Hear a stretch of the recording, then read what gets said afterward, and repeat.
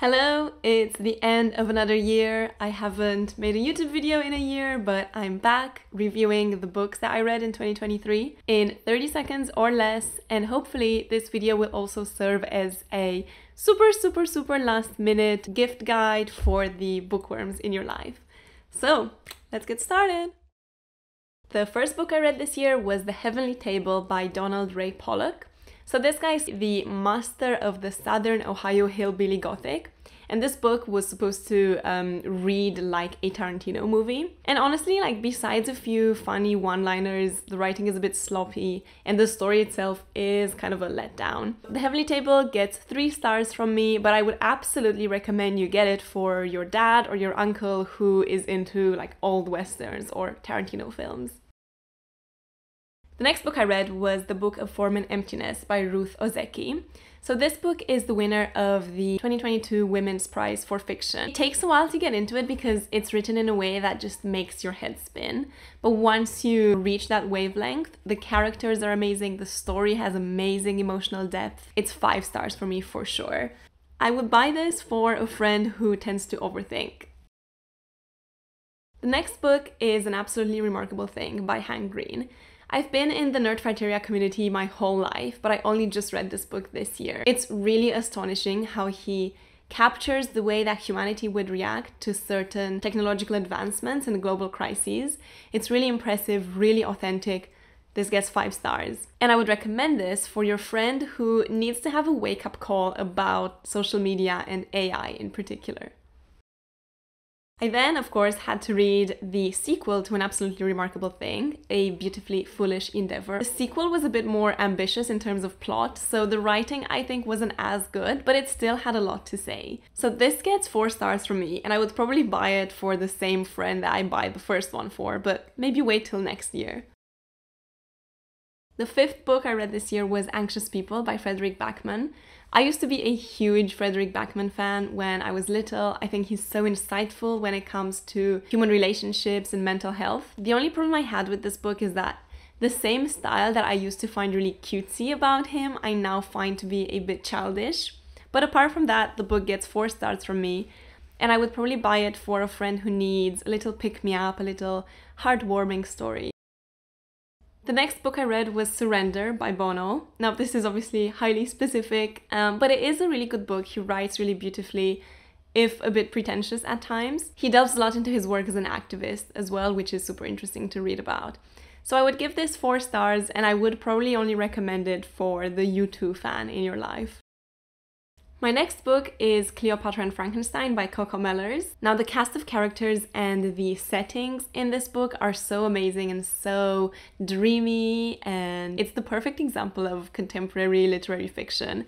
I really enjoyed it, but to be honest, the subplots of the friends of the titular characters are way more interesting than any of the main plot. I give Cleopatra and Frankenstein 4 stars, and I recommend it for your friend who really loves movies set in New York City.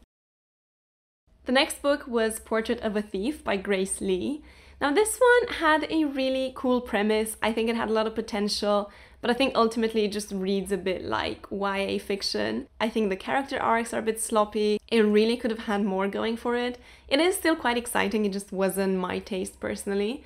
So I give it 2 stars, but I would absolutely buy it for a friend who is really into heist movies.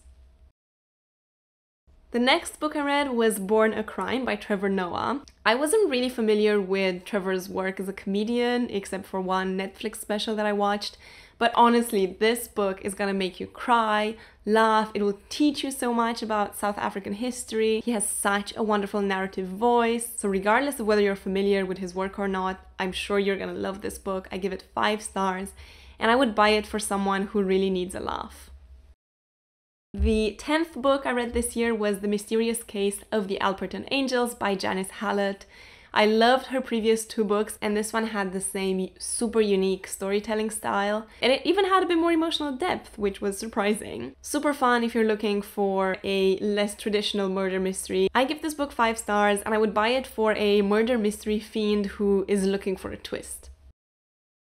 The next book I read was On Earth We're Briefly Gorgeous by Ocean Vuong. I really wanted to like this book, but I just feel like it was a bit pretentious just for the sake of it. It did tackle some really important themes, but the style was absolutely not my cup of tea. So I give it 3 stars, but I would buy it for the poet in your life. Up next is High Fidelity by Nick Hornby. Now this book is very lighthearted, very 2000s. It kind of verges on chick lit sometimes. But to be honest, the characters are really well fleshed out. The viewpoint is really unique. You get really invested in these characters. It's a really fun read, especially if you like music. So I give High Fidelity 4 stars, and I recommend it for your friend who won't stop talking about their record collection. The next book I read was Rogues. This is Patrick Radden Keefe's collection of his best New York Times articles. The journalistic excellence in these articles is astounding. You'll get to learn about these insane real-life stories of grifters, killers, rebels, and crooks, or whatever it is. It feels a bit dry sometimes because it is investigative journalism, but it is a 10 out of 10. I give it 5 stars, and I would buy this for a friend who tends to read the news more than they read books. The next book is The Satsuma Complex by Bob Mortimer. Now he's a really funny guy, but it just really did not translate well into this particular book. I hoped it would be like a Richard Osman style, like British murder mystery, but the story was really dull and predictable. The characters were absolutely insufferable. I would not recommend this to anyone. I'm so sorry. I give The Satsuma Complex 1 star, and I just would not buy it for anyone. My next book is The Light We Carry by Michelle Obama. Now, I love this woman, so there was no way I was not going to enjoy this book. It wasn't exactly self-helpy, but it also wasn't as insightful as her autobiography. Still, it's quite nice, it's uplifting, it makes you feel better about the world around you. I give it 4 stars, and I would give this to your mom, your aunt, or just a favorite woman in your life. The next book is The Silence Project by Carol Haley. I kind of randomly stumbled upon this book. It's about a fictional cult and the legacy it has through the daughter of the leader of the cult. It's surprisingly well written. The story is so believable, it almost feels like it actually happened. Yeah, it's exciting. I couldn't put it down. I give The Silence Project 5 stars, and I would gift this to your friend who liked dystopian novels in school.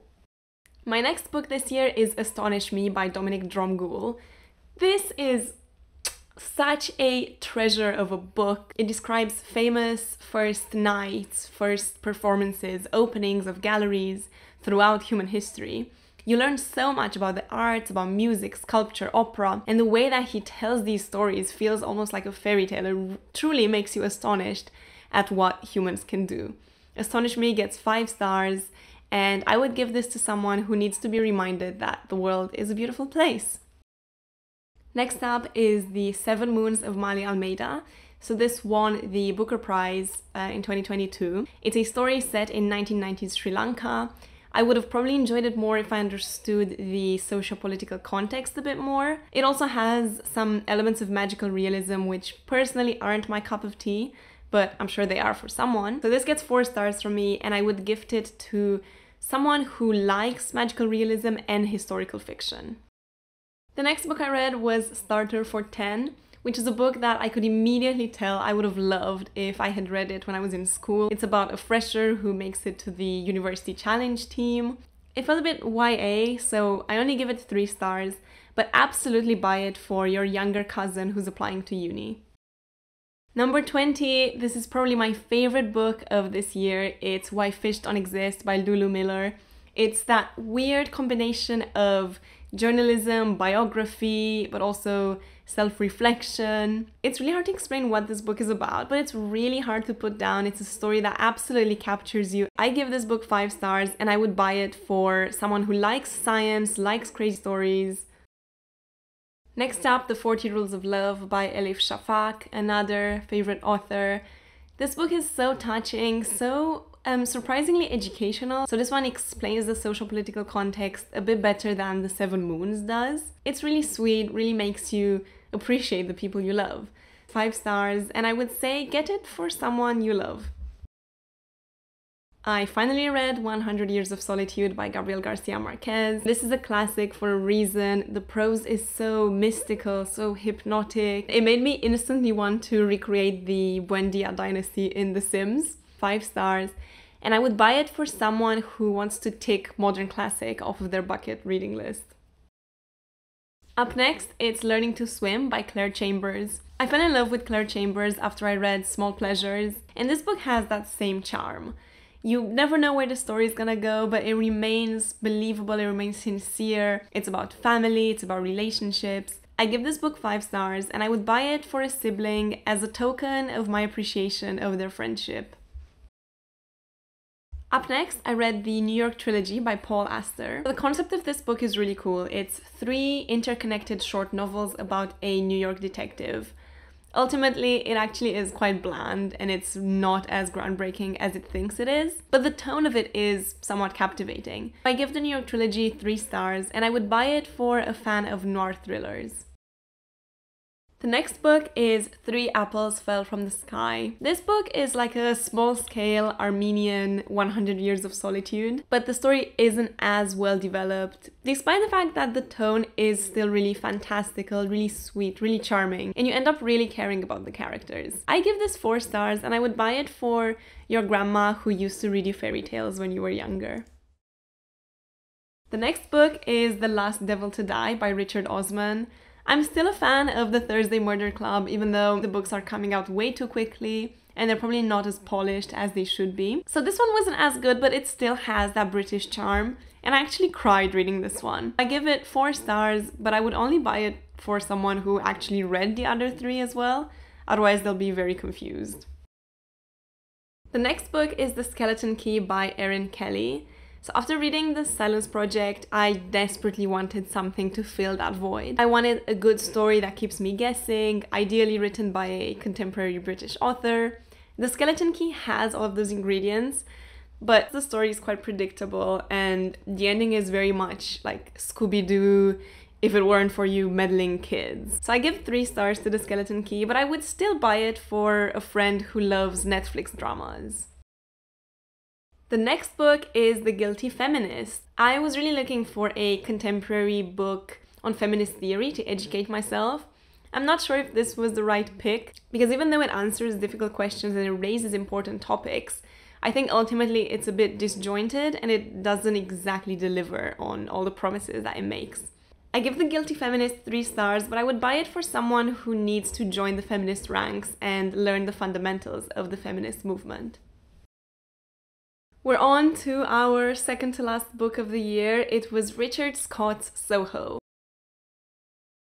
The style is really beautiful, the imagery will stay with me for a really long time, but I didn't really connect with a lot of the subject matter because it's about homosexual identity and trauma. However, the last poem, Oh My Soho, is a glorious ode to Soho, and I think it should become a modern British classic. I give Soho 4 stars, and I would buy it for your friend who loves going out in Soho.